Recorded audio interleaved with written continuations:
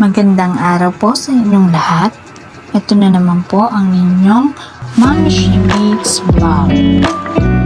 For today's video ay magluluto ako ng ginataang isda na may talbos.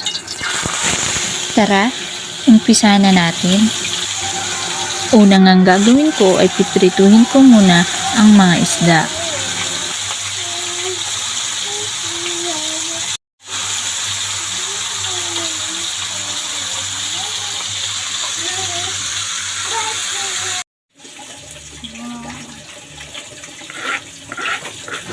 At habang nagpiprito, ay hihiwain ko na muna ang mga ricado upang sa ganun ay madali na lang natin itong mailalagay sa ating niluluto.